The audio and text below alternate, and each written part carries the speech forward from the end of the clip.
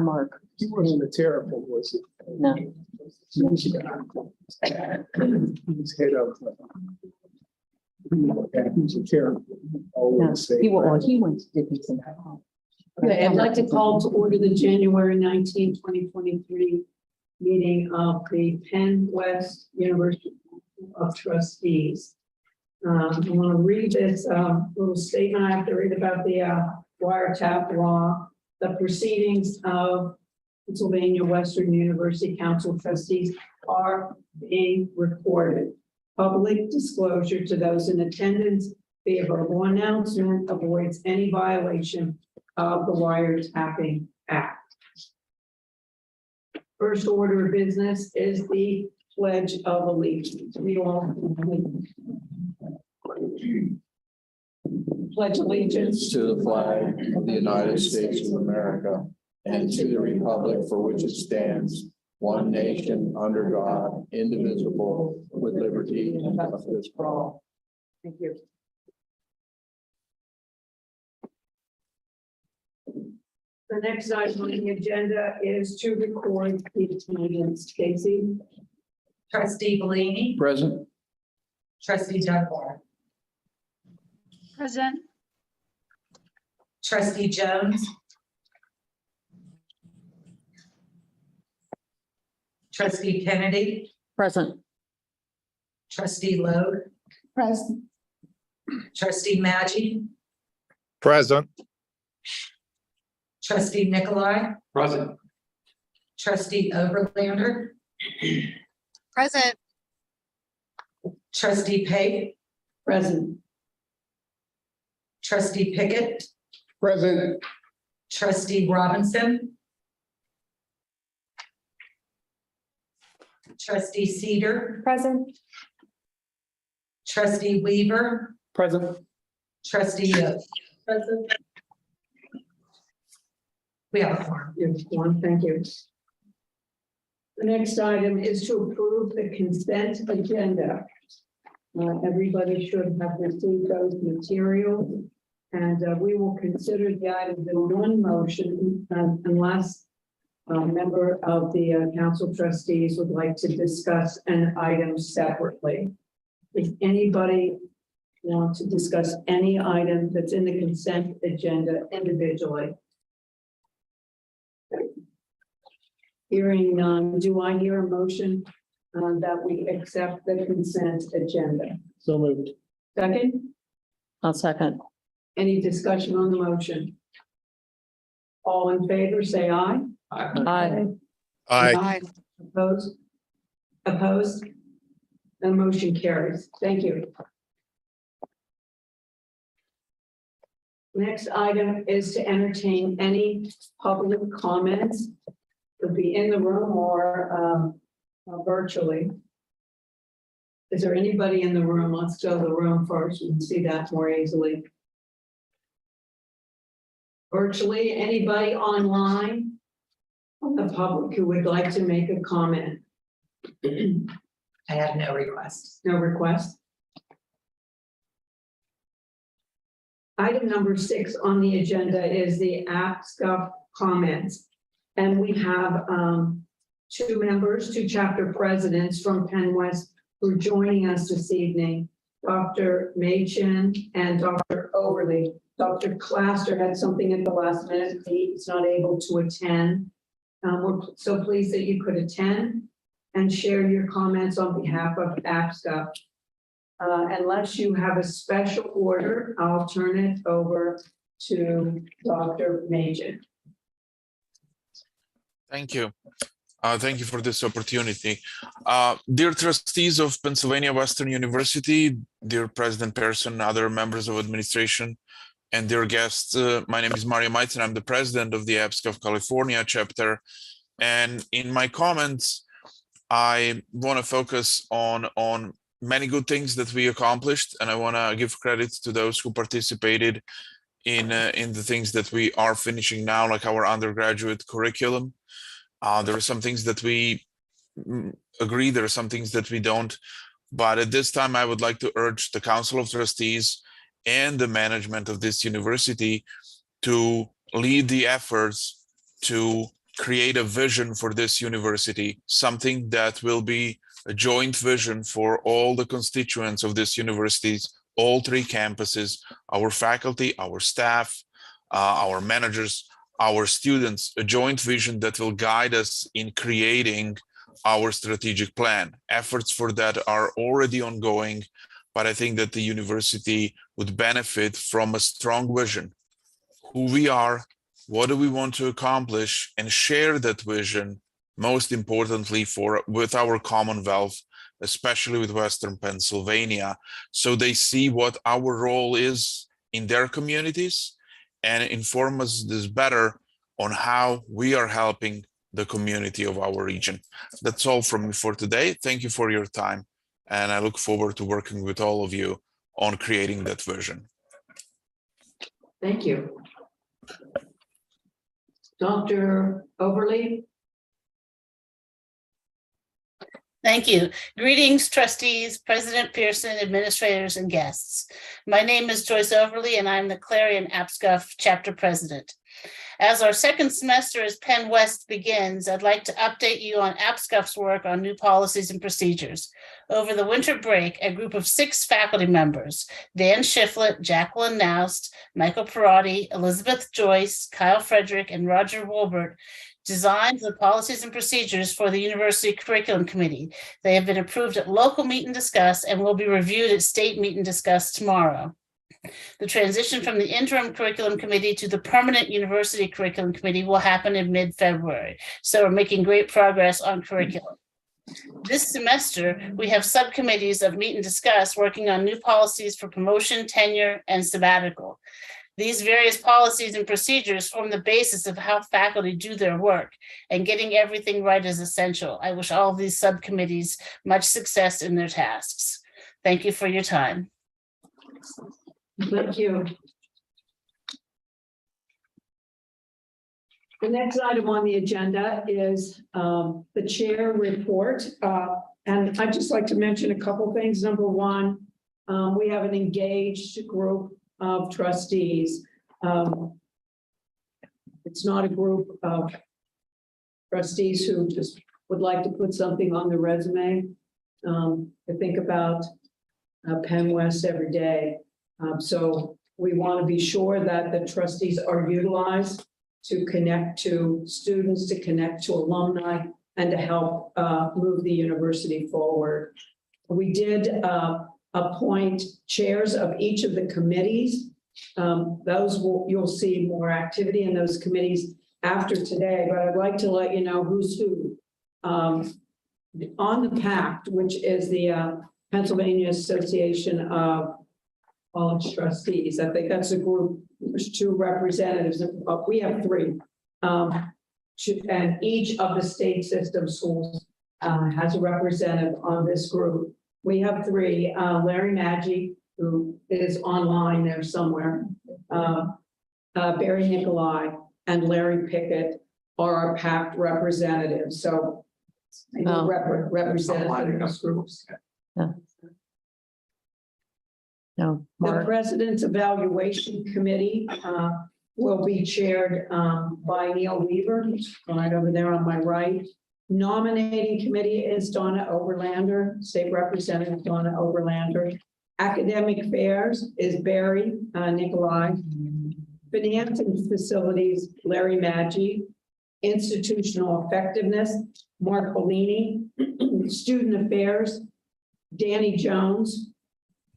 Advancement is Pat Kennedy. Diversity, Equity, Inclusion is Larry Pickett. Strategic Enrollment is Barbara Lowe. And Global Online is JD Dunbar, who is online. This week, we had a new administration, a new governor was elected.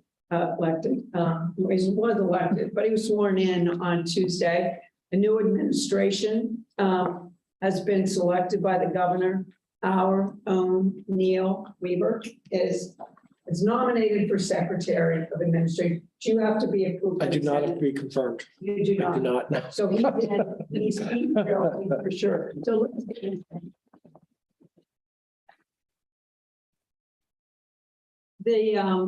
The other good news in the administration is that the Secretary of Education, very important to an educational institution, is an alumnus of Shippensburg, if I remember correctly.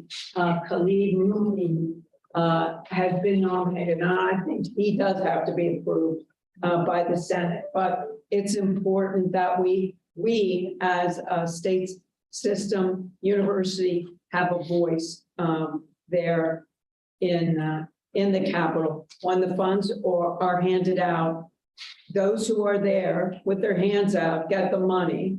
Those who aren't there, as we say in the lobbying world, if you're not at the table, you're lunch, and you don't end up with anything but crumbs. So it's important to be there, and it's important for our voices, everybody in this room, to be able to explain what we add to communities.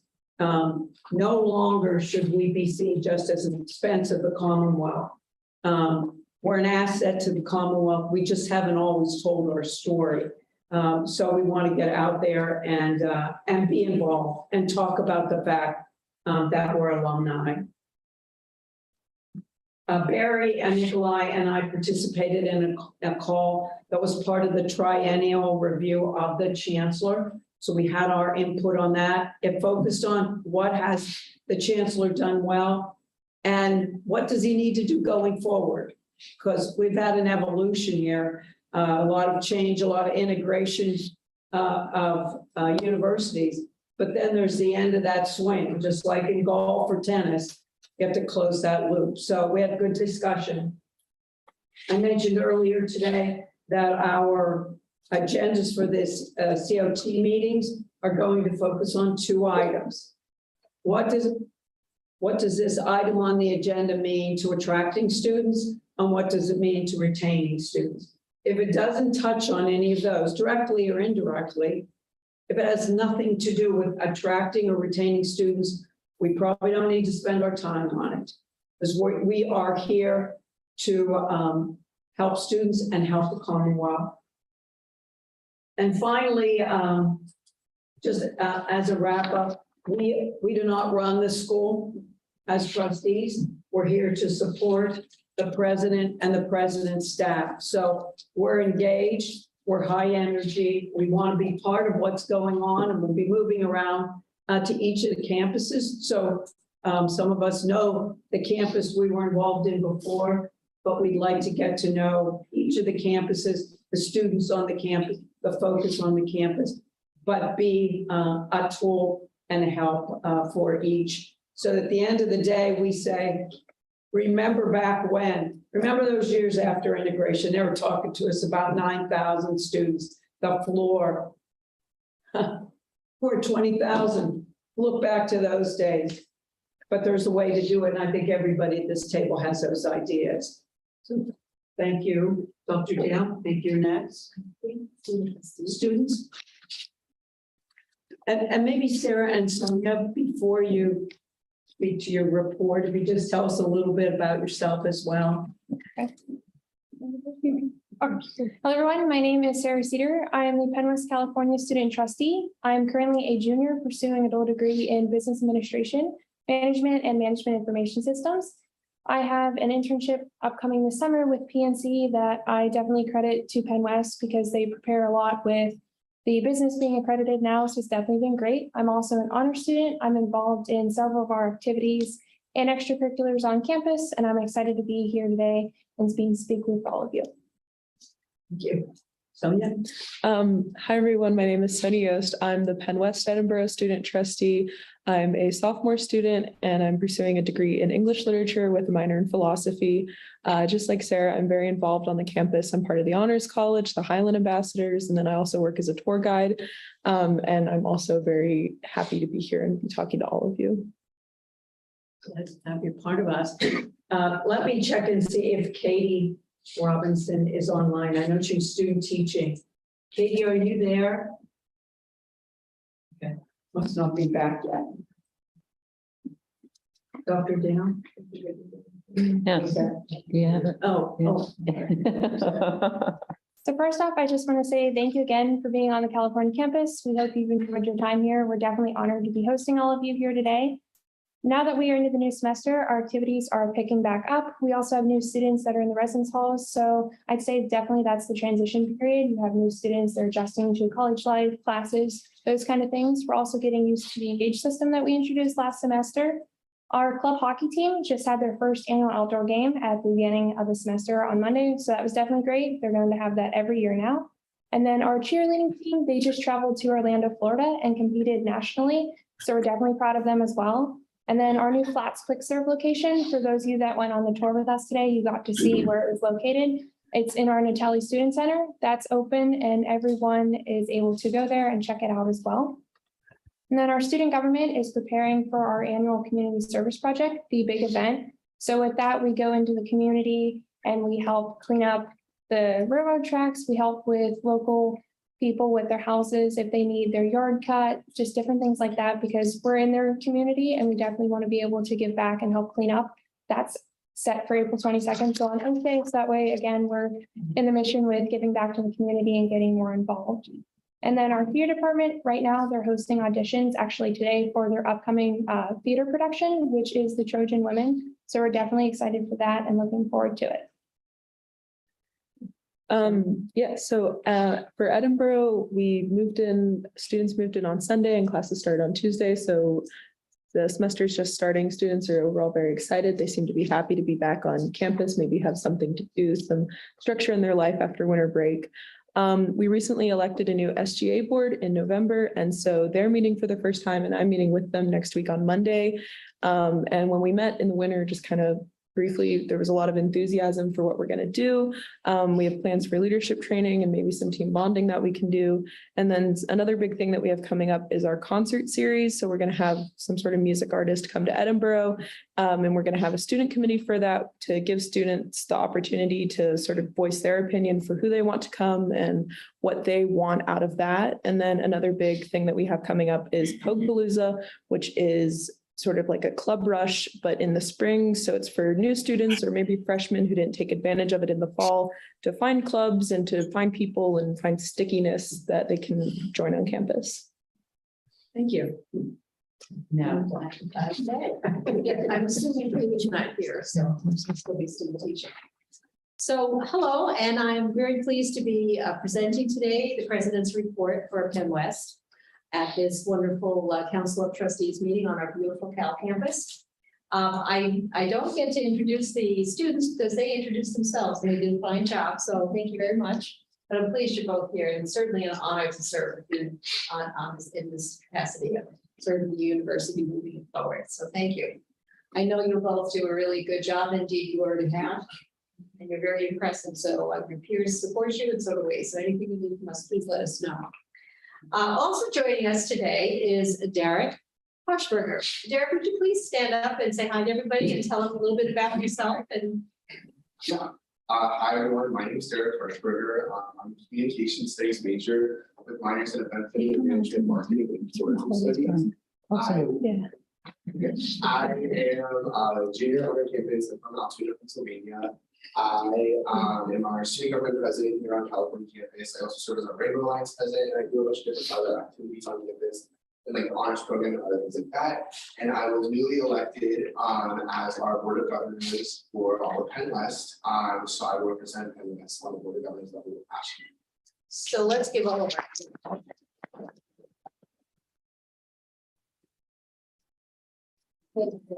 Thank you. Derek, I first met Derek a year and a half ago, and he immediately impressed me as someone who really cared about our campus and our students and our faculty and staff who we serve and work with every day. He knows just about everything on the campus and where it's located and who to fix things and who not. So he also is a wonderful MC. I got to watch him MC at one of our wonderful events here on campus. And he's just thrilled. He's just a thrill to work with because he has such commitment and passion about not only this campus, but higher education. So his contributions on the Board of Governors will be thoughtful, will be necessary and really will serve Penn West. I was so thrilled to find that we had a strong nominee, but that we have another student representative. We were very fortunate to have Alex Roberts from the Edinburgh campus. And now we're very fortunate to have Derek representing all three campuses. So thank you, Derek, for your service. Very pleased to share with you that thanks to the many hours of hard work, our faculty and staff members and our students who did tours and did all kinds of wonderful support work on this, we are on track to meet not just on track to meet our enrollment goals for the spring. What is the current number, Erin? Do you like head count or FTE? I would like both.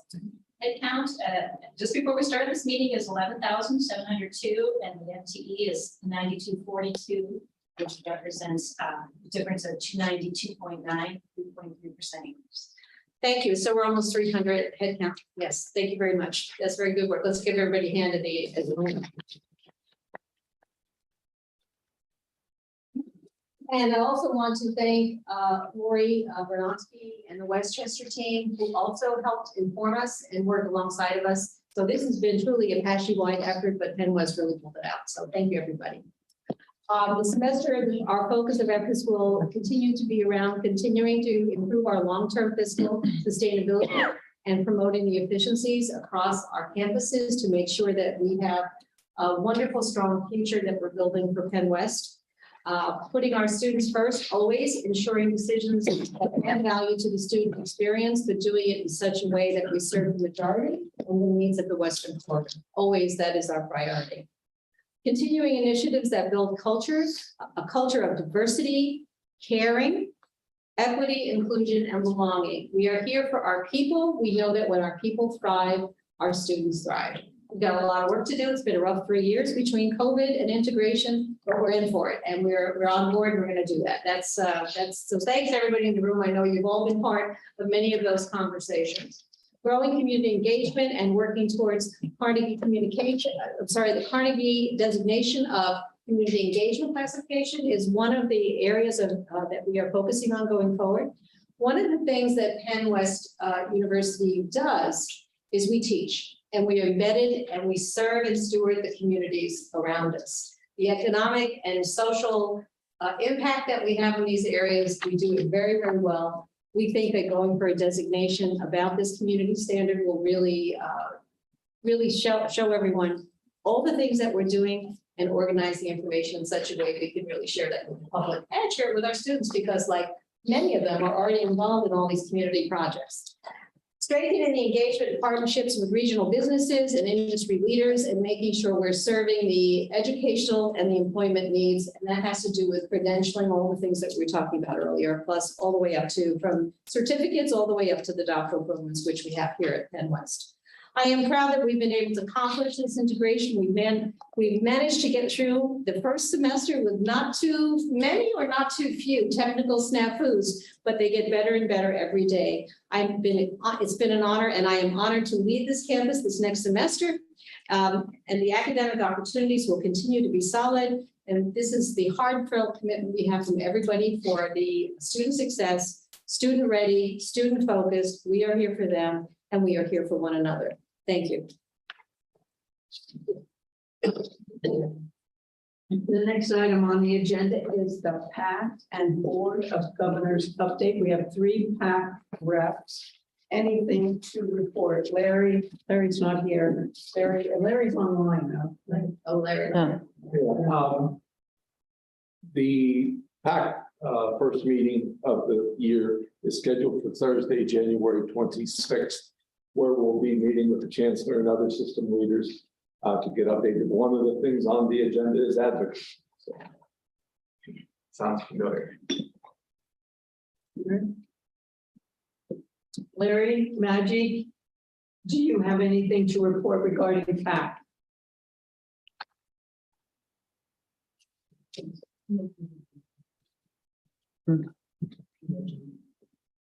Neil? Yes. Can you do the Board of Governors? Sure. I think most of the information has been out there since our last meeting. We did the appropriation requests were approved, the capital spending.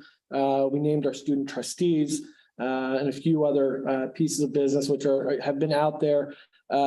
We also, in the past, we've had 2 special meetings. We've named or we've approved Slippery Rock University president as well as the East Stroudsburg president. We're really excited. They did great in interviews and stood out, and I think they're going to be a great addition. So that's about it. Thank you. Yep. Next, the faculty senate report. We hear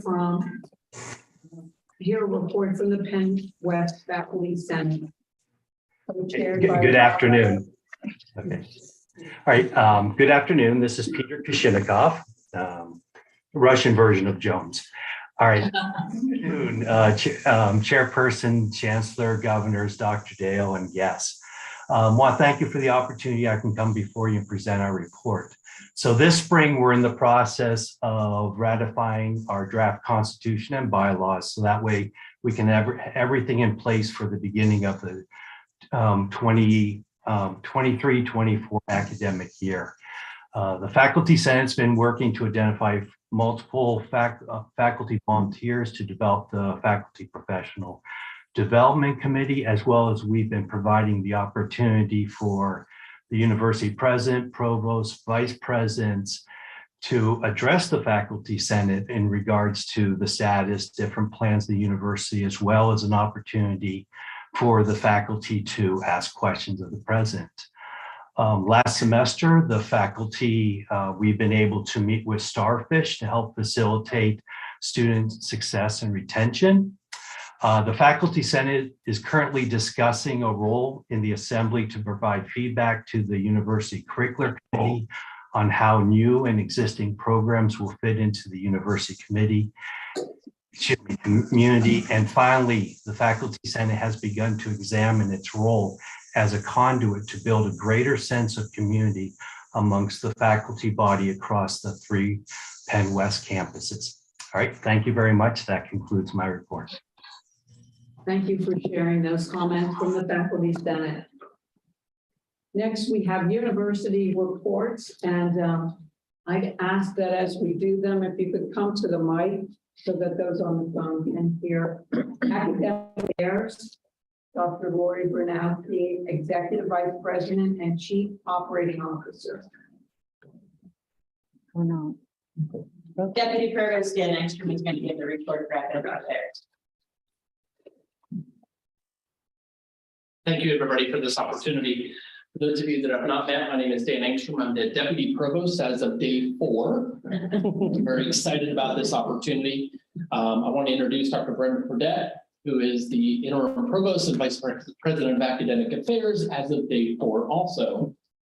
I'd like to spend just a little bit of time on a few different things. Number one, help you understand the academic affairs structure. What in the world is a Deputy Provost? You can think about it like this.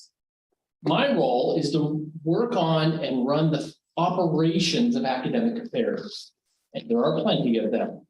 Dr. Fredette's role will be to work with external constituencies, amongst other divisions in the university, and collaborate with me on things within academic affairs. We have 6 academic deans. We have an office of the registrar. Libraries are all under academic affairs, and also some associate provosts. So that kind of gives you a large picture. Secondly, I'd like to give you an update on where we are with curriculum. So as mentioned at the last Council of Trustees meeting, fall 2022, we launched our graduate curriculum. And then we have been vigorously moving toward launching our undergraduate curriculum in fall of 2023. One of the things that Dr. Bernatsky and Dr. Heinrichs have helped us with tremendously is understanding efficiency, understanding how to streamline our general education program, understand how to make sure that the programs we're offering are viable so that we have quality students in them. So we've taken a step back and say, let's make sure we're on the right track with that. Very happy to announce that today in our curriculum committee, the mathematics Bachelor of Science degree with the concentration actuarial science was approved, as well as the undergraduate degree in integrative studies. Those are the first 2 that we approved a mere 3 hours ago. So we are moving forward. We literally have about 40 more that are in the pipeline going through a faculty review process. The next thing in the pipeline with that will be looking at how we offer minors and certificates. And we are looking at how we can take advantage of some federal financial aid guidelines. So if you're not familiar, if you have a minor, you have to also have a major. But if you want to come in and do a certificate, if that certificate's at least 16 credits, you're eligible for federal financial aid. That can be undergraduate or graduate. So part of our thinking is maybe it's more effective to offer more certificates for individuals in the workforce who want to come back and get a credential. Maybe it's more efficient to be able to offer some of those and pair it with an undergraduate degree. And let me give you one example that we started talking about. We have a fantastic deaf education program at Edinburgh. And we've realized that if we offer that as an undergraduate certificate, students can take it while they're doing their education degree program and get a credential. And if somebody's already out there teaching and they never got financial aid as an undergraduate student, they could do that certificate and still will be eligible for federal financial aid. So we're looking at some of those things. If we kept it as a minor, a student in the workforce would have to come back, be in a major that couples with that minor. So we're trying to be very creative and not just say, we've always done it this way. Dr. Bernatsky and Dr. Heinrichs, I will say, have been our yeah buts. And that means as we've talked about things, they've said, wait, yeah, but let's think about it this way. Thirdly, as mentioned in the program, we had 3 successful commencements across Edinburgh, California, and Clarion. Combined with winter, we had about 950 students graduate. A little more than 50% of those undergrad. Of the graduate students, 88% were 100% online students. And that really shows our efforts to say, having students come to campus for a graduate degree, we really are excelling in our global online programs. May 6th, we'll have graduation ceremonies. I would invite all of you and also all of the council trustees to attend one of those ceremonies on one of the campuses. Fourth, the Center for Faculty Excellence, led by Dr. Mark Lennon, Dr. Lacey Fulton, and Dr. Ron Craig, just submitted a report, and I want to report just on a couple things on some of the things they're doing. They're developing some book clubs for faculty to look at academic advising and how they can be better advisors. They're looking at ways that they can be more inclusive in classrooms and with diversity. They're also conducted some starfish training and are supporting the efforts in strategic enrollment management with starfish.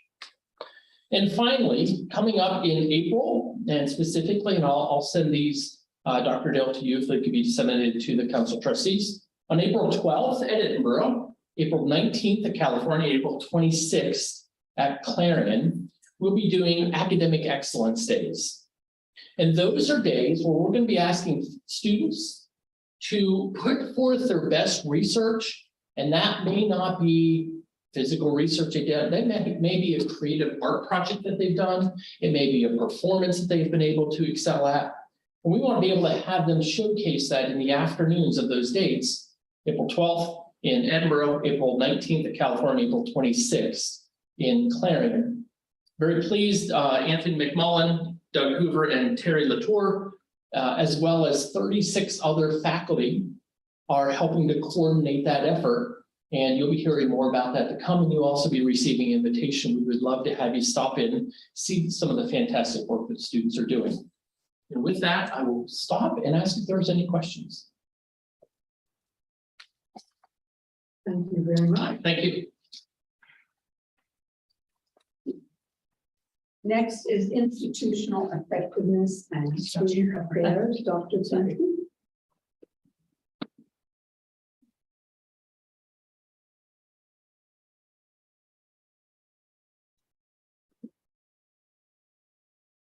Thank you. Just wanted to give a couple of updates from the areas that I oversee, starting with institutional effectiveness and institutional research. Really the primary focus of our energy in the fall semester for institutional effectiveness was our response to Middle States, our accrediting body, our response to the complex substantive change that we submitted last year. So in April, they confirmed, they gave their blessing for us to move forward as an integrated institution, but they had a list of items that they wanted us to respond to and kind of monitor us on, which is all a very normal part of the process. So in October, we submitted our response to those items to let them know how we were doing. And then in November and December, they followed up with some on-campus site visits. So one took place here at the California campus in November, and then they visited Edinburgh and Clarion in one very busy day in December. So we were very happy to host them, answer all the questions that they have, give them an opportunity to see our sites.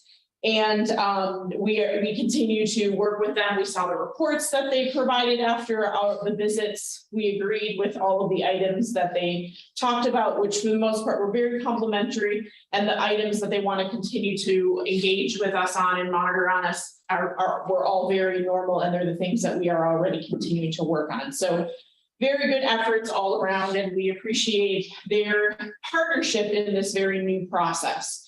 And as some of you know, because you're very involved in the process, we are working on the strategic plan for Penn West as we move forward.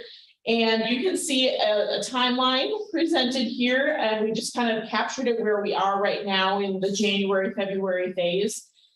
We are working on gathering stakeholder input. So any of the 5 groups that are working towards identifying the initiatives that Penn West is going to focus on have talked about the additional data they would like to see from stakeholder groups. And we are working to develop the tools that they need, whether it's a survey or giving them guidance on focus groups.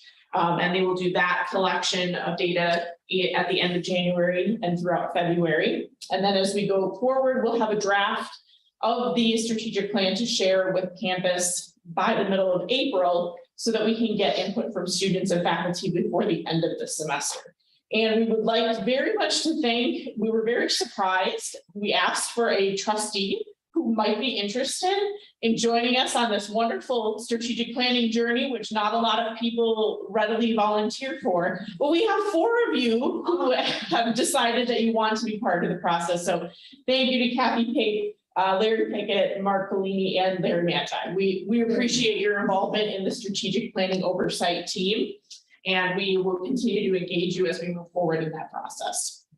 The university police, as some of you may have followed legislative changes, there was a change made that now designates our campus officers as being certifiable by MOPAC, which is a really great thing because that is a faster process to getting our newly hired officers put in place on our campuses. And so we are working to have all of our officers certified through that process.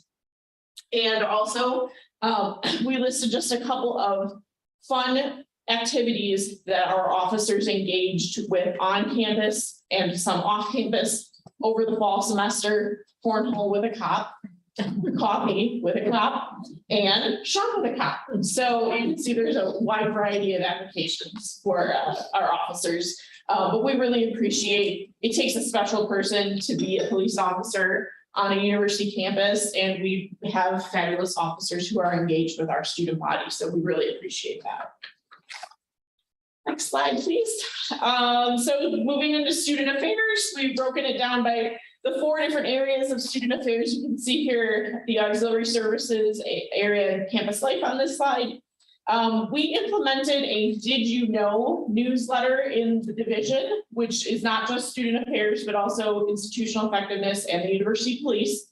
And so on a weekly basis, we push out information about one of our areas in student affairs or in the entire division that can help each other understand different services that we have or things that are going on so that we can then move that information to our students and better serve them.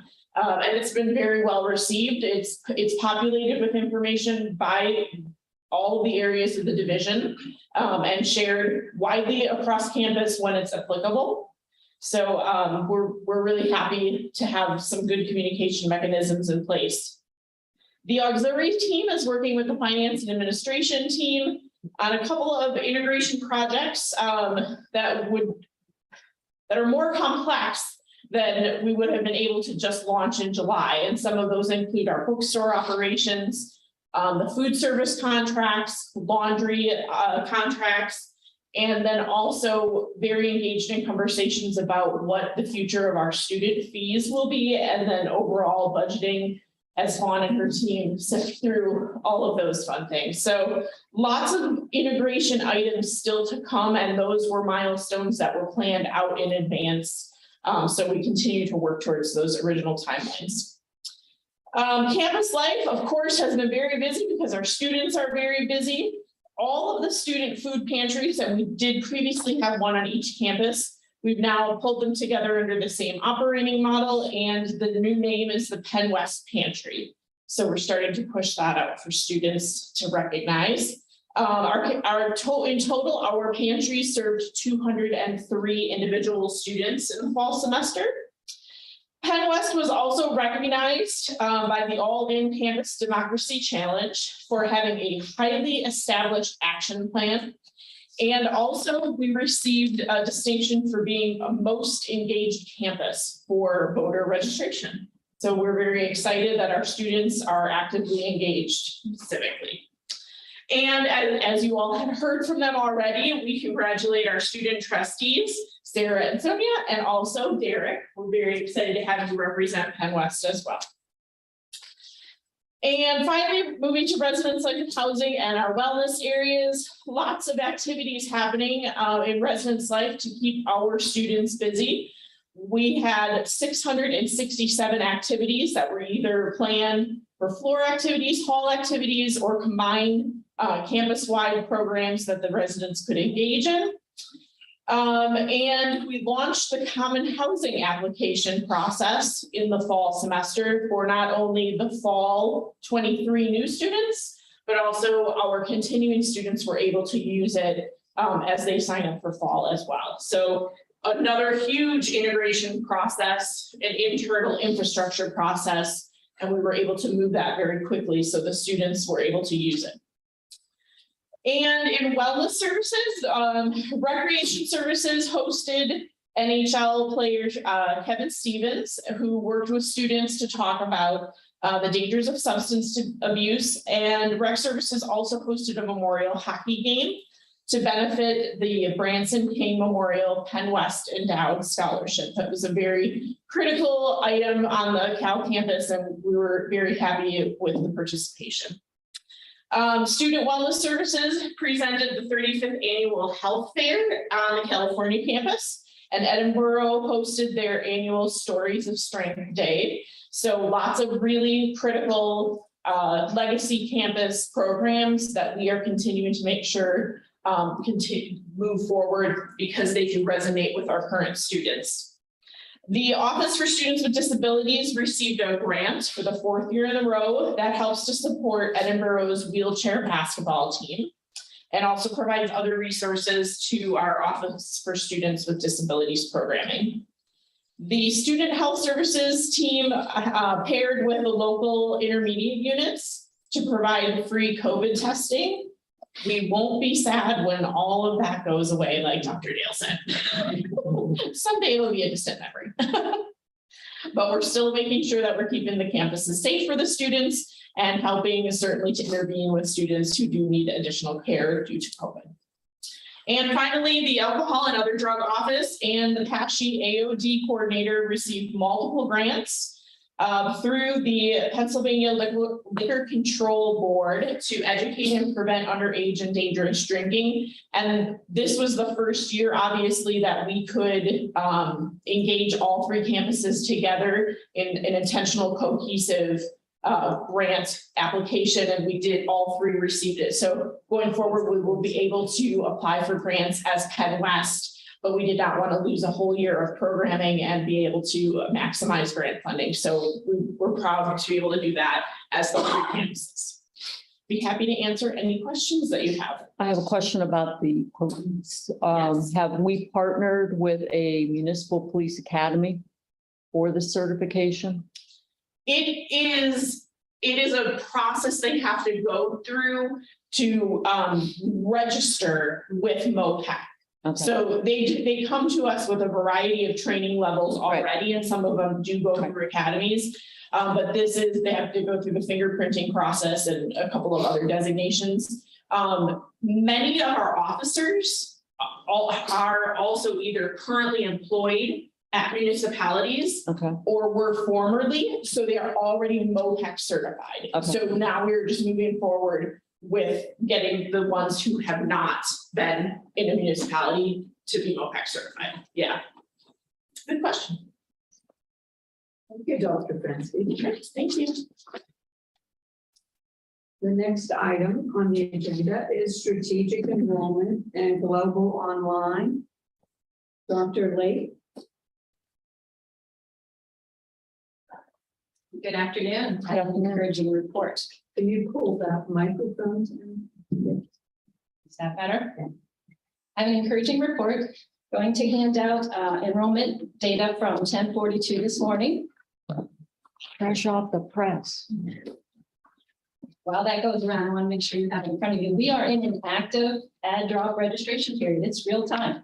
And as you heard, our enrollment FTE is increasing right now. So while that goes around, I do want to publicly compliment the enrollment management and the advancement team. I have back there behind Susan 2 binders. That's our mail flow for the juniors, seniors, sophomores, freshmen. This is our review book, but Jim's team, it's beautiful. And you don't always see this material because you're not the target, but if you want to look at that after the meeting, I'm happy to share it. And I also want to thank the trustees who helped us with letters that we have put into our Slate CRM system.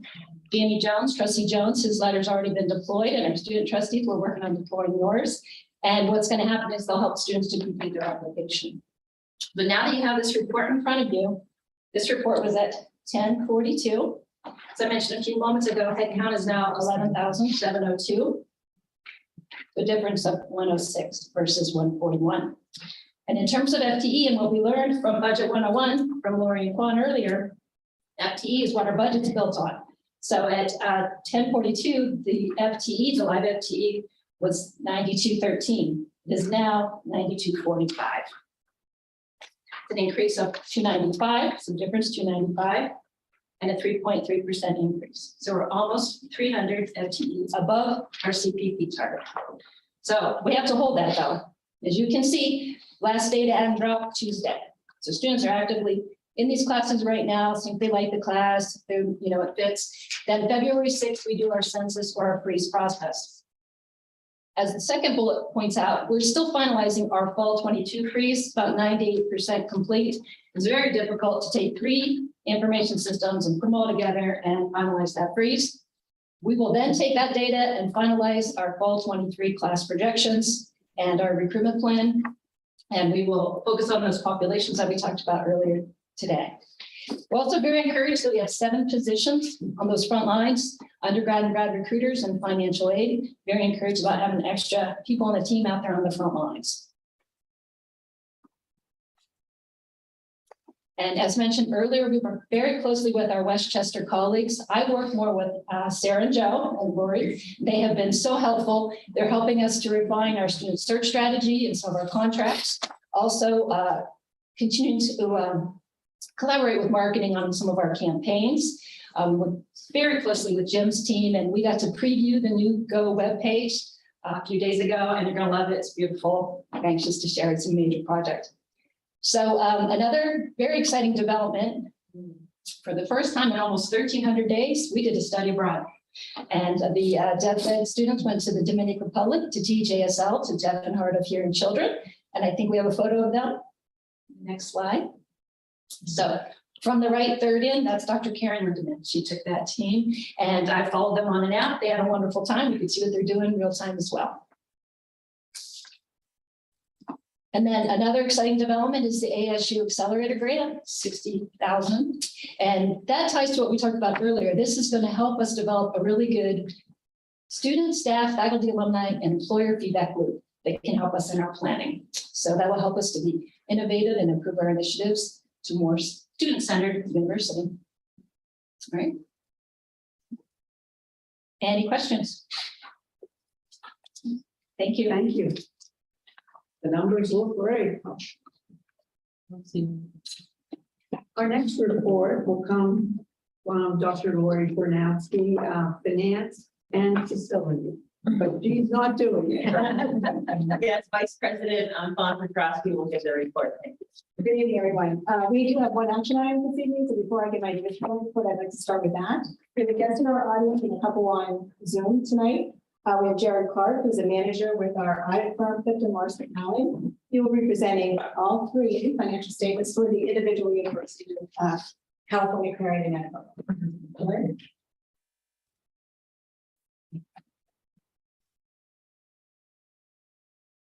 Thank you, everybody, for having me. And we did have a PowerPoint. I don't know if that ever maybe it's what it is. There you go. Oh, there we go. So just to clarify something, I know we're all Penn West now. These financial statements were as of June 30, 2022.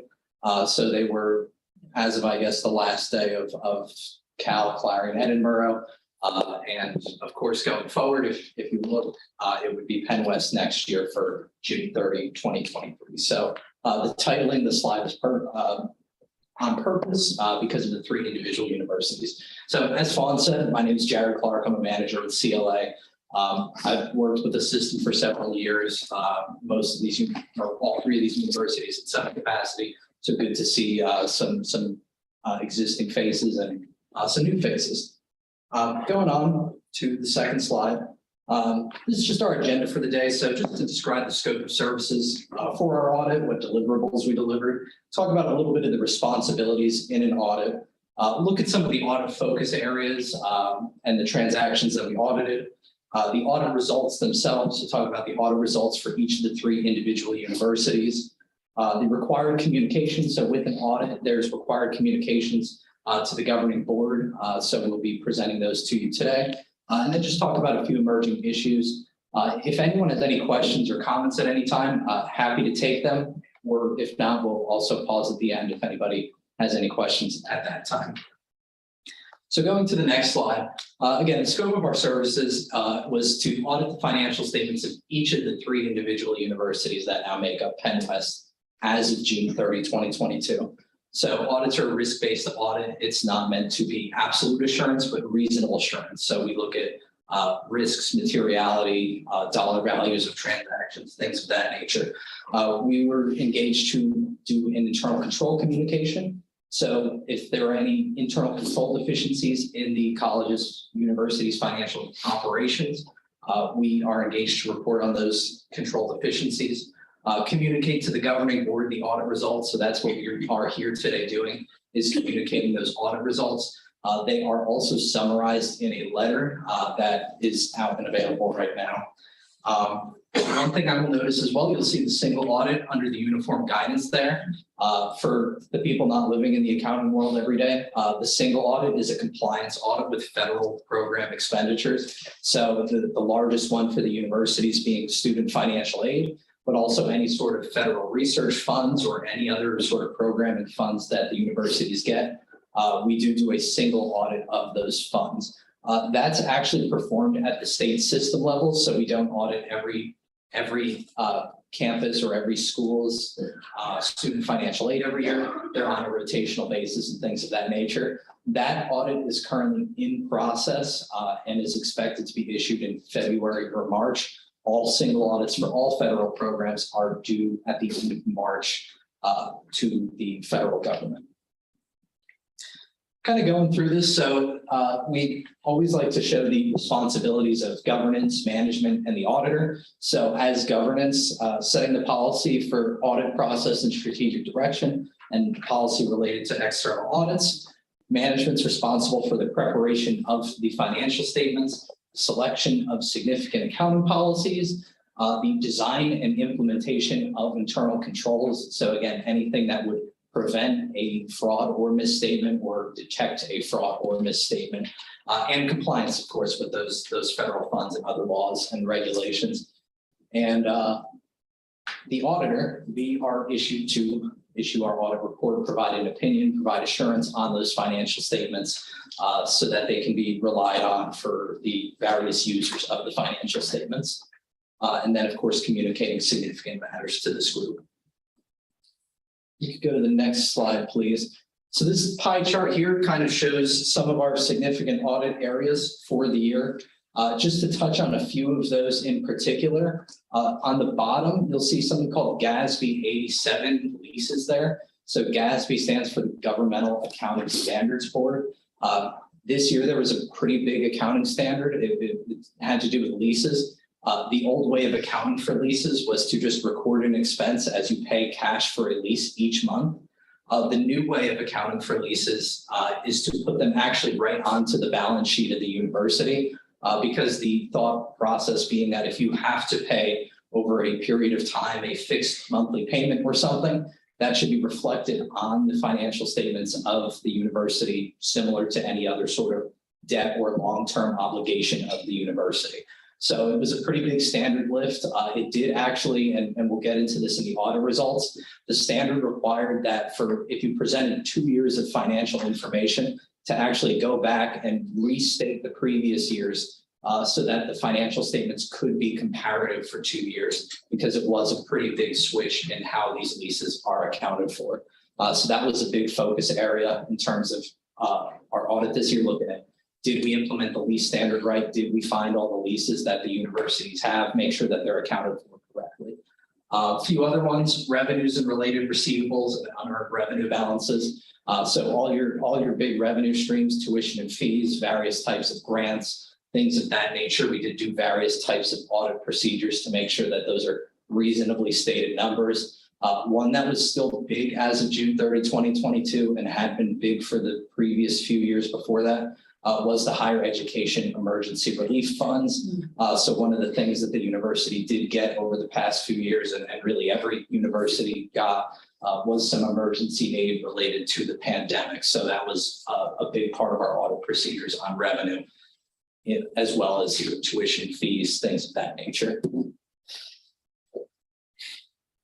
I'm pleased to report the audit results. So for all three of the universities, we issued an unmodified opinion on the financial statements. An unmodified opinion is a clean opinion. It's the highest form of opinion that we can give. It means the financial statements are free from material misstatements. So happy to report that. There is an emphasis of matter because the universities, because of the structure of the state system itself, we sometimes put emphasis of matter paragraphs in our audit reports. There's one in there to state that the financial results are the results of the university and do not mean to tell the results of the system as a whole. So there is one in there. Just going down the individual universities, you'll see on Clarion and Edinburgh, going back to that lease standard, again, it was a big change this year.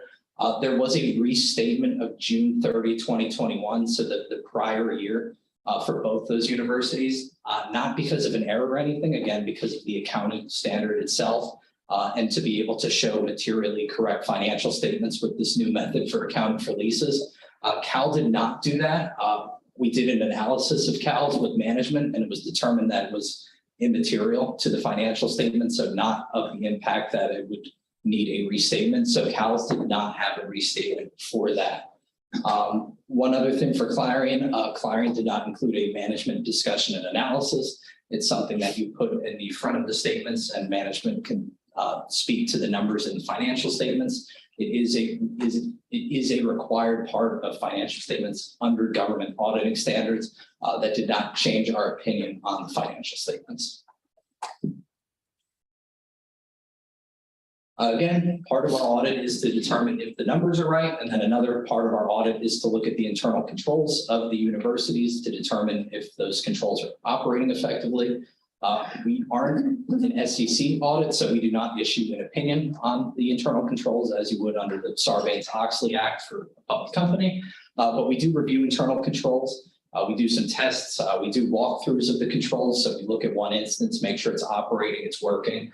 And in those, if we find any sort of control errors, we call them material weaknesses, we're required to report those. I am pleased to report that for all three universities, there were no material weaknesses or any sort of control problems, and there were no compliance matters to report. So in our audit, we didn't note any non-compliance or find any of that in our audit procedures. Just some required governance communications. Again, we talked at the beginning of this about the responsibilities of governance, management, and the auditor. So I won't go into that too much more. Just talking about significant accounting policies. So depending on the financial statements you're looking at, you will see those significant accounting policies from management in either note 1 or 2. There are various types of estimates in the financial statements. Estimates, some of the big ones for the universities are your accounts receivable and how much is collectible. So your allowance for uncollectible accounts, whether that be an uncollectible student account, an uncollectible grant, we do evaluate that. There's also some pretty big estimates for your pension liabilities. Those are actuarially determined, and your OPEB liabilities. OPEB stands for other post-employment benefits. So that's retiree healthcare benefits. Those are all actuarially determined. What we do is we get the actuarial report, make sure the assumptions are correct and whatnot to make sure those estimates are right. There's also estimates for depreciation expense and your capital assets. So how long are you expensing your buildings over? How long are you taking that depreciation? Your compensated absences. So how much is current versus long-term? How are we determining that? So in all cases, we did review those estimates. They appear to be reasonable estimates from any sort of bias or anything of that nature, and we're fine in our regards. A few disclosures that are somewhat unique and we'd like to point out in the financial statements. There was a continued disclosure about uncertainties caused by COVID-19. Over the past few years, that's pretty much been in everybody's financial statements. I anticipate going forward, perhaps that disclosure comes out next year. Hopefully, knock on wood, no more of that. And then for obviously with the Penn West reorganization happening, there is a footnote in each of the university financial statements describing the reorganization into Penn West. And again, just that GASB was implemented in the 2022 statements. If you were to look in the financials, in the back of each of those financial statements, there's what we call required supplementary information. It's not required by auditing standards, but it is required for the pension and the post-retirement benefits. It's some historical data on contributions and things to those plans. So you'll see several years of data in the back of the financial statements for some of the things related to the pension and the post-retirement benefit plans. Just talking about corrected and uncorrected misstatements. We did have 2 uncorrected misstatements. I will say in each of these cases, if you were to look at the financial statements as of June 30, they are correct. There's reasons for not correcting. We'll kind of talk through those real quick. Clarion, we had an uncorrected misstatement related to the Higher Education Emergency Relief Fund. Basically, the reason for that is those funds were given after the pandemic really started. They were given later on.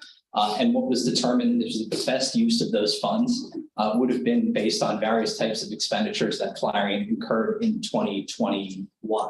However, we determined what we were going to use those funds on in 2022. So rather than restate 2021 for Clarion, we determined that we'll just recognize the revenue related to that, even though we used those funds on things from 2021 and applied it to those expenditures. So that was Clarion's. Cal, we talked a little bit about as well. We did an evaluation of the lease standard and determined that it wasn't worth going back in time to restate the financials for the leases. So we just passed on an adjustment for that. Like I said, as of the end of the year, all those numbers are correct. It's just flowing that activity through the 2022 year caused uncorrected misstatements for that year. There were no disagreements with management on accounting or auditing matters, so I'm happy to report that. No consultations with other independent accountants that we're aware of, so management didn't look to another firm to try to get a different opinion on an accounting matter. Management did provide us with a representation letter basically stating that the information they gave us was true and accurate. Looking ahead, I don't want to get too much into these accounting standards, but just talking through a few things. I'm going to dive a little bit into GASB 94. It's public-public and public-private partnerships. So at times, the university will engage either private entities or other governmental entities to do certain services. This standard kind of clarifies how we account for those types of relationships, and based on the specifics of any of those relationships could change the accounting for them. So that one will be effective for next year's financials. And then there's GASB 96, Governmental Accounting Standards Board 96. That's subscription-based information technology arrangements. For GASB 96, if you think about the lease standard, when we were looking at leases being paid over time, sticking them onto the balance sheet, this standard does the same thing for intangible software type. So if the universities were paying for any sort of software or technology over a period of time, the old accounting would be every month you record an expense. When the cash goes out the door, the new standard is going to require an evaluation of how much of that cash is going over the life of those contracts. And how do we put those onto the balance sheet? So basically the way the accounting standards are moving is if you enter into any sort of financial long-term commitment, they are trying to get it into those financial statements and right on the balance sheet and the income statement of the university. For fiscal 23, the plan would be, again, to report a single financial statement for Penn West University. And the expectation would be that it would likely be a single year financial statement showing the results of fiscal 23.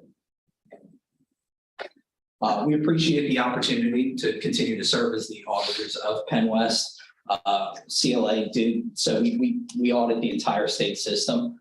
We did retain that contract, so we will be the auditor next year. So appreciate the opportunity and appreciate the opportunity to work. I do want to thank the financial management of the universities. Certainly with integration and everything going on, it's a additional add to their day. And I heard some of the things that the survey said that people were taking a lot on. The audit is an additional part of their job. So really appreciate everybody responding timely, giving good information and allowing us to get these audits done. Again, I'm Jared Clark. On Zoom, we have Vicki and Dave as well. Vicki was the principal in California and Clarion. Dave was the principal in Edinburgh. I worked on all three of those. So if you have any questions, please let us know, or you can contact us at any time. Thank you. Thank you.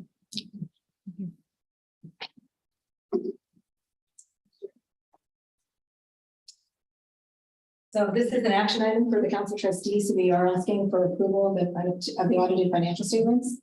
I think everybody on the council had copies of the audited statements. An opportunity to review them. Do I hear a motion that we approve the audited statements for Clarion, California, and Edinburgh? So moved. Second, I'll second. any discussion on the motion? The only thing that I have to discuss is I think next year we should have more than one evening to review them. It's close to 300 pages. And I couldn't get through it all. I just couldn't do it. The blessed thing about next year is there will only be one mark, so that will be good. And hopefully it will come in a little bit sooner. With doing the 3 audits, it was a lot on the team to get those published into us. But yes, we will do our best to get those out soon. I saw the date on it though as being published in December 19th. Was it held up somewhere before we could see it between December 19th and this meeting? That's almost a month. I don't know. I mean, maybe the printed copies may have been the delay. Oh, okay. Yeah, And we're people gone from this period. in the break. Our apologies, Mark, we'll do our best to get it to you. I guess just to level set, the statements are for the fiscal year ended June 30, right? So 22, correct. So from June 30 takes till December. That's the It does, because what happens in June 30, that's our fiscal year end. So then July 1, we automatically start with the closing process. So our accounting offices have from July 1 through August the 10th to do our first draft of the financial statement for the due into Harrisburg. Then the audit firm comes out and starts their audit process. And then our final draft is due into the state system by August 31st. Then the whole consolidation has to happen at the state system office of all 14 into the PASHE statements, for which CLA has to process those as well. So by the time we do all the footnotes and things like that, after the whole audit happens, it's about the end of around November, around Thanksgiving time, before the statements are combined and ready for release.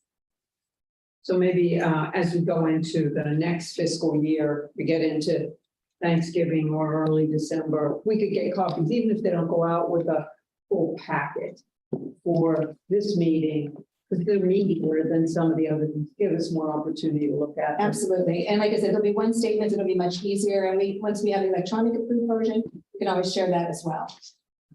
Right. We have a motion and a second. There's been discussion on the motion. All in favor, indicate aye. Aye. Opposed?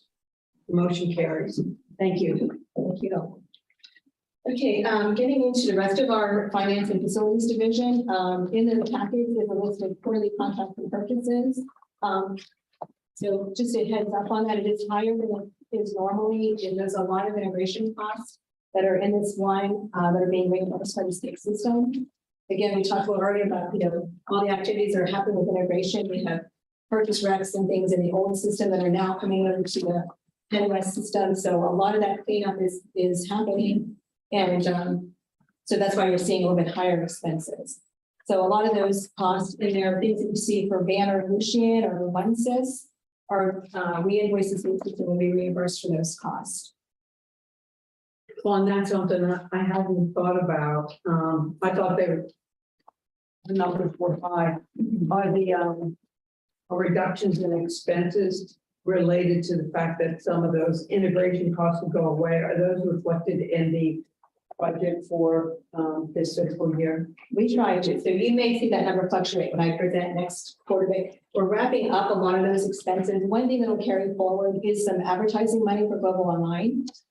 We had 3 fiscal years worth that we were afforded to get our Global Online program up and running. So that will continue, but we're about halfway through that money. We're just getting ready to submit a big invoice based upon this list that I just put in for you.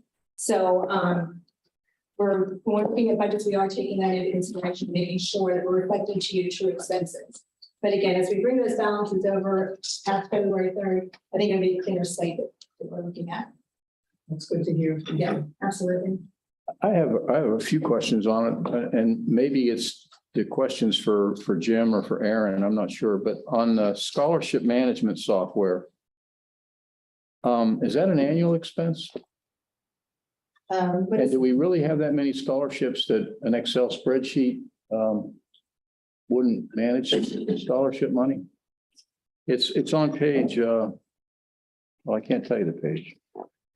It's the second to the last page, the first side of the last page. Okay. It's near the top. NG Web Solutions from Florida. It's a scholarship management software. It's $79,000. That just struck me as, wow, that's a lot of tuition money that we could give out in scholarships, but we need to buy the software to manage it. I don't know, like I can investigate that with you. It's a very, it's a process that enables students to search for scholarships that they would be eligible for. Oh, so we upload our data to their data, and then the students from around the globe, whatever, they're looking for a scholarship. Oh, only our students. Our students, yes. So it enables a couple of things. Number one, a student to search for scholarships, a current student or a potential student can search for scholarships they would be eligible for.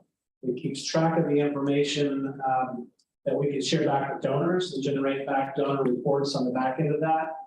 And it's really the piece that sits between the finances and the student financial services piece. So that's where all that information is held. We've used it at Clarion for a while, and it enables us to really do a much better job in making sure that the right students have access to the right scholarships. It's called Next Gen, and it's a very dynamic tool so that faculty on a committee can log in and look at it. And we can also see whether there's a scholarship that was not awarded, then we get it. So again, Clarion contract. So it's going to be campus, all 3 campus wide. And is that an annual expense for a license? I don't know the answer to that. One of the things that I've asked in the past, and now that we're organized differently, I don't know where the right point is, but who who's responsible for coordinating and deconflicting and making sure we don't have software proliferation? You know, is there a central person or an office who certifies, yep, we're going to add that software package, or we're going to take that suite away? That was a big function of integration on the early, on the front end of that. I know from my division, what we did was captured every contract that we have. Susan talked about it, I can. Every contract that we had, every service that we used to see, number one, when those contracts ended. And then which ones do we want, which ones we don't want? And then how do we then go back and negotiate? If we're going to pick service A, how are we going to negotiate for service A at a better rate than we got as an individual institution? So is there anybody for software or hardware, automation, IT sort of things that make sure that we don't duplicate or we don't add something that's not supportable on our hardware? And that is a process that our associate VP for finance or for information technology is looking at, Paul Allison. Okay, so it's a work in progress. It's a work in Okay, progress. Yeah. thank you. You're welcome. It was a very comprehensive look we went into integration. Yeah. Like across the institution, and we all did that. And it continues because we're actually working with the state system RPO, which is our purchasing office, regional procurement office, are helping us to say, okay, here's the 3 contracts that you had across these universities. How can we now leverage those and save money on some of those areas? So we continue to work. We're continuing to look at that process. Thank you. You're Thank you very welcome. much. Okay, so just an update a little bit on our area facility finance, our finance facilities, and actually human resources as well. As Susan alluded to earlier, we're very much involved right now in looking at our tuition fees across the 3. We knew at July 1 we were not able to align some of those. Tuition is closer than our fees, so we're working with her area and my area in student accounts and fiscal planning and analysis. So we will be more information about at the next meeting. A lot is happening with finalizing this integration movement on the finance side. Again, we're closing out our old business areas in SAP, moving asset balances and everything forward into business area 84, which is our new Penn West area. In our accounting department, they are very much involved in that. They are also still refining a lot of their accounting documents, their processes, trying to streamline some of the activities, taking the best processes of each university and as far as travel related things and stuff like that to kind of make it more uniform across all 3.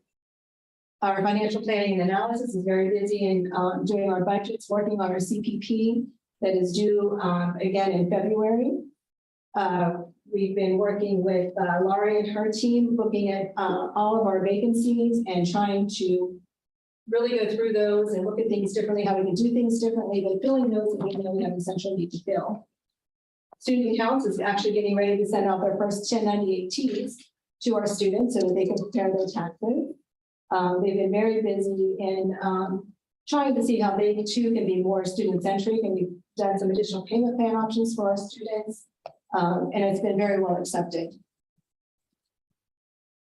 In looking at our information technology services, they, of course, as you can imagine, have been very busy with bringing over the integration of the banner systems and then the quick move into OneSys, which is all 14 institutions of the state system are now, or will be, are leaning towards getting them all there soon, pretty soon. They're also looking at cybersecurity. It's very big, and they're trying to stay ahead of all of that. And they're starting to decommission our old legacy systems. We had to leave a lot of those up in the meantime, and they're starting to take those down as we can. Building demolition, you may have seen it today on the Cal campus. Our Zorski building is in the process of being torn down. So that is one of the first buildings that DGS has been working on. Our Keystone building will be next. Our facility staff has been very busy. We've got a lot of boiler things happening here on the Cal campus. I guess you probably all heard about the hailstorm and the damage that we had here on the Cal campus. And then unfortunately, a couple of pipes froze on both the Cal and the Clarion campuses. So the staff has been very, very busy there. Moving on to Penn West Clarion, you can see the facility staff has been there as well. They had some damaged storm drain lines. There's some sidewalk issue that they were having. And our Carrier Hall on that campus is being prepared for demolition. On the Penn West Edinburgh, they're very busy in their library project. They have some HVAC upgrades happening in McNerney. And just a lot of winterizing things are happening up there on the Edinburgh campus. So facilities has been very, very busy this semester. Safety and risk management. They were very much involved in our insurance claims for our hail damage here and our water pipe damage. They're looking at inspecting and testing the emergency eye wash safety showers, our evacuation drills. So they've been very busy as well. And they're also doing the inventory of the fine arts for our fine arts insurance policy. They're testing the emergency alert systems on each campus. Again, they work with Liberty Mutual on our losses. And they have also just been trying to get their team organized to, it kind of now go across all 3 campuses. So they're getting their processes and procedures in place. One area that I didn't get to put into the report was human resources. They were also involved very much in integration. The 2 sets of integrated schools are now on what we call HR Connect, which is a PASHE system. It's HR payroll.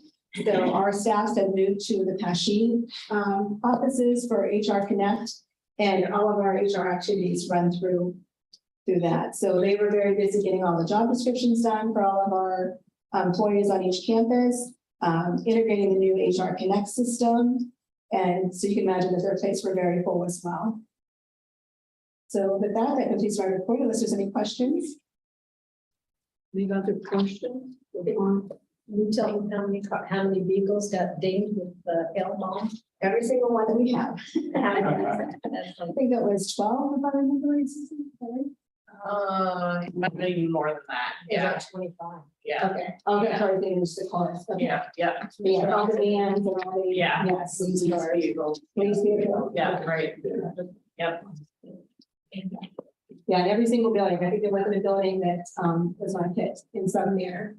It was either windows or skylights or dented roofs. The damage was extensive. Thank you, Juan. Okay, thank you. The next report is from Jim Geiger on university advancement.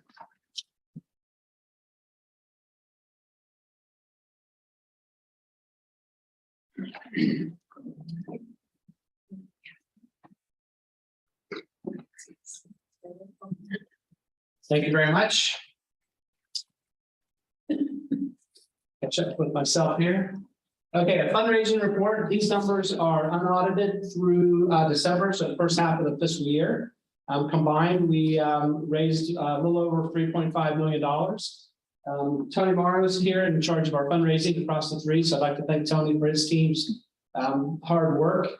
Our major gift activity continues to be strong across all 3 campuses. Where we are through the end of December, we are above our 5-year average. So on the major gift side, we're continuing to do very well. Integration and COVID notwithstanding, so those have not hurt us in our major gift fundraising. Our donors were at about 3,500. That's below our 5-year average. A couple of things to note on that figure. We're aligning some of the practices and timing in terms of solicitations. So some that would have occurred in the first half of the year on a different campus, we haven't got to yet. So we expect to catch those numbers up. But again, trying to be more efficient as we reach out to donors and alumni. Jim, I'm wasn't clear on this 5-year average. Yes. Like a pandemic in the middle and an integration. How do these numbers compare to pre-COVID? I could be going back to 2019. They're right on about average. Yeah, I'm looking at Tony for an answer, but we didn't dip much during COVID on the major gift side. So very fortunate the donors and supporters that we have. Mark, just quick to your point, about $4.5 million a year, the foundations combined award in scholarships. So there's a lot to keep straight. So the foundation uses the college, the university software. We partner on it. They feed their financial data into our financial data. And that's how we make those awards. Thanks, Jim. Yeah. Currently, we have about 88 open grants, totaling about 36.6 million. Don't often think that we have that much grant activity, but our faculty really do well. And some of our staff and some of the programs that we do, TRIO, Upward Bound, those are great grant resources for us that we're able to take advantage of.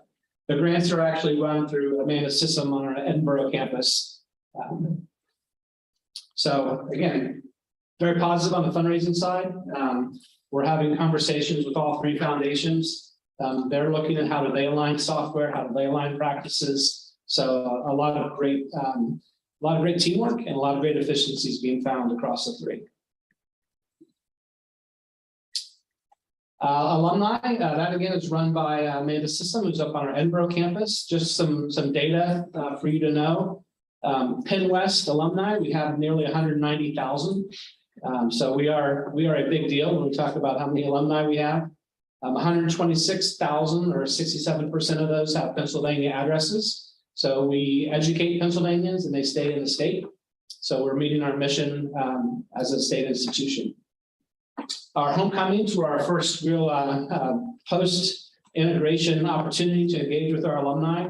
We were happy this year. We were back to kind of pre-pandemic numbers on each one of the campuses. So very robust activities. It was great for some of us that had never worn kilts before. You know, when in Edinburgh, I guess you do that thing, right? So brocade bird.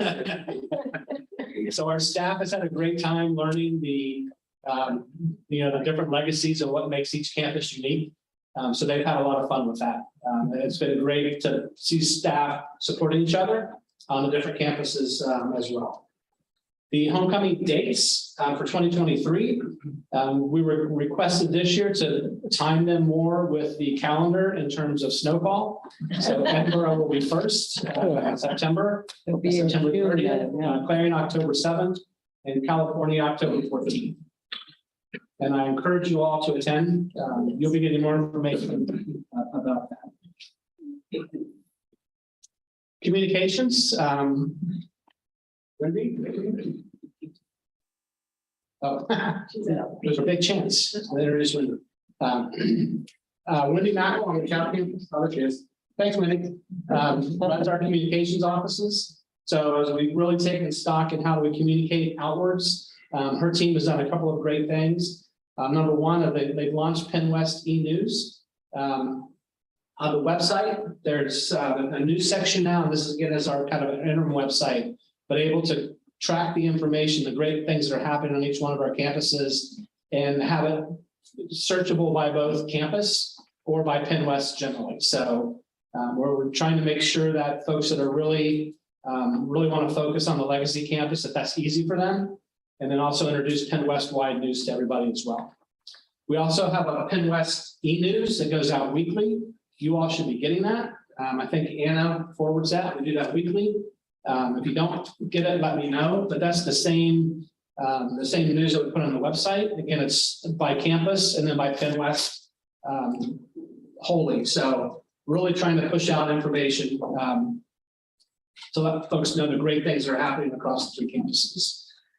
Our alumni magazines are going to stay campus focused. We're going to print one edition and do one electronic edition this year. It's a big expense to print and mail a magazine. So we're going to, we've done at Clarion, we've done 2 prints and 1 electronic version. We're going to do that for Penn West, 1 print, 1 electronic. And we'll have the opportunity and the ability to track open rates and time on page and so forth. Excuse me. For the electronic version. We'll still print some. We know some folks want a printed edition. We usually give, if you're featured in the magazine, we present you with a printed copy, so we'll still print some, but it's north of $100,000 to print and mail 1 edition of that magazine. So we're going to try to be green and be efficient and see how that goes. Social media continues to grow. Our Facebook page reach grew by 13% from November through December, and our Instagram followers grew by 15% in that same time frame. So A lot of folks still on the legacy social media sites, but more and more activities being driven to the Penn West sites. So that's good news that we're seeing more people interested in just following Penn West. Brand identity and marketing. Angela Burrows runs this office for us. We're getting ready to launch a Here For It campaign that's aimed at students, incoming traditional age undergraduate students. Did a lot of market research. Excuse me. Responses from more than 7,000 folks, including 170 prospective students, over 1,000 current students, 430 faculty and staff, 943 community members, and 4,500 alumni. So we're really trying to get a wide swath of opinions on the marketing activities that we're undertaking and pushing those out. And again, we're partnering with admissions all the time, and certainly on the strategic enrollment on the mail flow pieces that Aaron alluded to earlier. Our website, we currently are maintaining our 3 legacy websites. That's where most of the information lives for current students, faculty, and staff. The interim website that you know as pennwest.edu was initially designed to be a landing spot for advertising, but we realized it needed to be more than that. So we're continuing to build out its functionality while we at the same time build a brand new Penn West website, which we have a launch scheduled in the fall, which will really be what your expectations are for a major university website. That's what you will see there. Questions?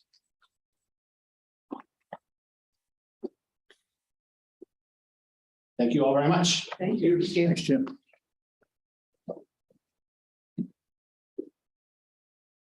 The next report will be University Affairs. Kelly, it's not there.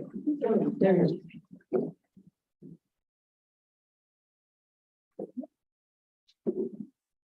So we're going to focus on the people and culture and also our advocacy efforts for the spring. The People and Culture Task Force has been in place since this fall, and it's composed of faculty, staff, and students and administrators who cover the different constituencies across our 3 campuses. And we've charged the task force with assessing activities, events, programming, and culture, and to make recommendations to the leadership team to make improvements. So this fall, we did a lot of listening, but we also took a lot of action. And what we found was folks really were most interested in having places to find information easily. And so some of the things that we put into place was the Penn West Employee Directory. We have published organizational charts that even specify which campus an employee works on, and those are available at pennwest.edu. We have all the forms and policies for employees on a SharePoint, which they can access through My Penn West. And a student directory is also on My Penn West. Now, we don't have the students' info on the public site because of privacy laws, but if you have a credential, you can log in and get that. So for the spring, we're kind of shifting gears. We really focused on, getting the operations in place that employees wanted. And now we're really going to be focused on employee morale, employee recognition, and work-life balance. And, this isn't just, I think, exclusive to higher ed. If you look in the news, this is something that a lot of organizations are looking at post-COVID. Next slide, please. So for the spring, we're going to have 3 subcommittees, and they're on the 3 areas that I just talked about. And the goals are really to collect more information on a smaller scale. So to have smaller focus groups and listening sessions, I call them safe spaces. So no more than like 7 to 10 people where people can really share and engage in a conversation. We'll take the results of the climate survey that PASHI did for Penn West and use some of that data to help drive the assessment as well. And then we're going to look for opportunities and make a recommendation report to leadership on where we could start to build the new culture for Penn West. Next slide. Any questions on those efforts for people and culture? Okay. And so for the spring, we're of course focused on advocacy. And really the theme is going to be building a culture of advocacy. We are all Penn West advocates, all of our stakeholders. And so we really wanted to promote the promise and power of Penn West and PASHI and really talk about the economic and social impact and value and what Penn West does for the region. And we're going to do that through that culture of advocacy by engaging with leadership, our students, our faculty, our staff, trustees, and all of the supporters of PASSHE in the region to help tell this story. And the goal is to really achieve the funding request by the Office of the Chancellor to keep tuition affordable for our students, to educate students for careers in the high demand fields, and to strengthen Pennsylvania's workforce and economy. Next slide, please. We also want to position Penn West and PASSHE as the high quality, affordable option that meets the state's growing talent demand in order to continue the strong investment. And we're going to do that through education and telling stories. And so we will meet with state, regional, and local legislators and also organizations to talk about this. And we really want to tap into our alumni and our students and faculty to tell a story. How has Penn West impacted you, just not financially, but also as a person, and what you value in your relationship with Penn West? Next slide. And so this is really critical that we get across that we are helping to address the shortage of workers and also any gaps in talent that are there for returning students. And so the state system is requesting a 3.8% inflationary E&G appropriation for over what we received in 21-22. And then there's a new line item that will help to fund the 6 in-demand fields and prepare students for that. Really focused on preparing additional financial aid for students in need and supporting the student success. And those 6 in-demand fields are healthcare, education, engineering, social work, and computer science. Next slide. And then where you guys really play a role as trustees is we're going to be asking you to help us identify and recruit business and community leaders that can serve as advocates for Penn West. So I'll be reaching out to all of you after this meeting to talk about that and see how we can partner to build some relationships there. Next slide. And the timeline for the next few months, this month we have sent out letters to all the newly elected officials. And then we are sharing this advocacy plan with our trustees. We'll be sharing it at the Leadership Council, the University Assembly, and Senate. And then from a communication standpoint, we'll be partnering with Jim's team, and they'll be helping to promote the PASSHE campaign on social media. In February, we'll start to schedule meetings with all the regional and local legislators for March, April, and May. We're then going to really launch this idea of a campus advocacy plan and really encourage folks to tell their story. And we'll continue to give you guys updates as well. Next slide. In March, we're going to hold virtual and in-person advocacy training sessions. And we're just really going to talk to folks. When you go to meet with legislators and you're telling the story, you don't want to be reading from a list. You really want to make it personal, and you want to really talk about how Penn West and PASSHE has impacted you. And so that's what we're going to work on with the folks that have signed up to do this. We'll start to attend meetings in the region and in Harrisburg, and we'll be working with Advancement and Jim's team to help us put out op-eds and identify the media that we can, tell our story to. And then with Susan's team, we'll be working with her to identify students that want to participate in this process. And then in April, we'll continue with the media outreach and our meetings, and the chancellor will be inviting you guys to a meeting with the other trustees to kind of share stories on what you've been doing at each campus and also share the efforts that the system has been doing as well. In May, we'll continue that outreach, and by June, we are hopeful that we get our allocation request. We'll be doing follow-up meetings and thank you letters to all the legislators. So I look forward to working with you guys over the next month to build some more partnerships, and I'm open to any questions you may have. I have a question. Yeah. So the 6 professions, one was healthcare. So I know that in Pennsylvania, and I don't know if it's considered healthcare, but public safety, firefighting, there's a lack of firefighters.